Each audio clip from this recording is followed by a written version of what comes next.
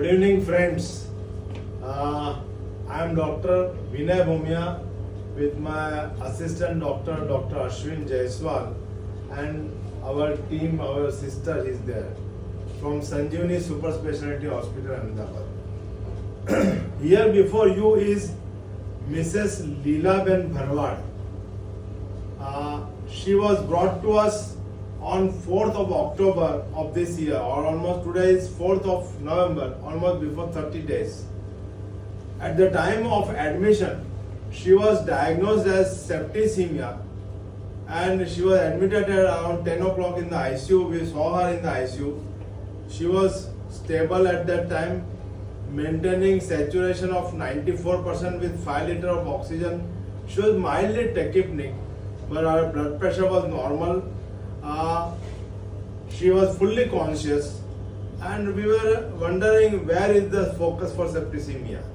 But we were not convinced for septicemia. Incidentally, in her history, we saw that since 6 months, she was being treated by a physician as a hyperthyroid state, and he was giving her carbamazole and propranolol. So it was very clear that she was having a hyperthyroid state. On examination, she had large goiter in the front of neck, but evidently we could not find any compressive symptoms. On X-ray of chest, her trachea was pulled on the right side, which we could not explain why it is being pulled on the right side. We retired at night at home. She was in the ICU, and at 8 o'clock we got a call that patient is almost collapsed. She has desaturated. Her saturation is only 75 on BiPAP. Her blood pressure is only 70/50. She is on very high dose of vasopressors. She is disoriented. We were shocked. What has happened to this patient? Now, while asking what happened, this happened suddenly during the sponging. So we were wondering what has happened. Suddenly it struck me whether this is a case of severe tracheomalacia due to the large long-standing goiter. So I immediately asked my registrar to intubate her and put her on an invasive ventilation. As soon as she was intubated and put on an invasive ventilator, within around 3 hours, her blood pressure stabilized, patient became conscious, and her saturation also improved. So it was a very clear case that while manipulating, while doing the sponging, the trachea got compressed. Now we did all her thyroid antibodies like thyroid peroxidase antibody, thyroglobulin antibody, then thyroid stimulating hormone receptor antibody. All were severely high. So this was indicative of an ongoing Graves' disease. Now, where our brother physician has faltered, he did not give steroids. Steroid is one the cornerstone of treatment in such cases. So he immediately started low dose of steroids. We changed carbimazole to propyl thiouracil. We added beta blockers, and she was in a severe thyroid storm.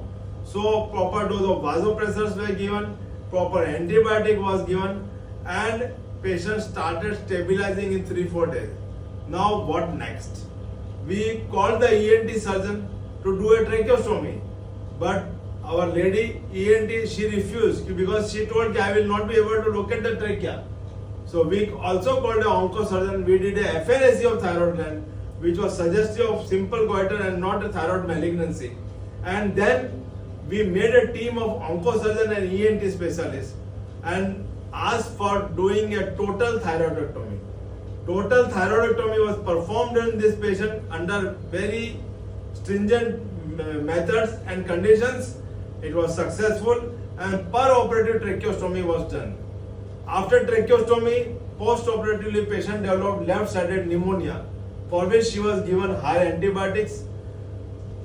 After thyroidectomy, due to disturbance in the parathyroid gland, she developed severe hypocalcemia. So we had to cover up with proper calcium gluconate, oral calcium and calcitonin. but slowly in week 10 days time she stabilized properly. Today we are discharging this patient.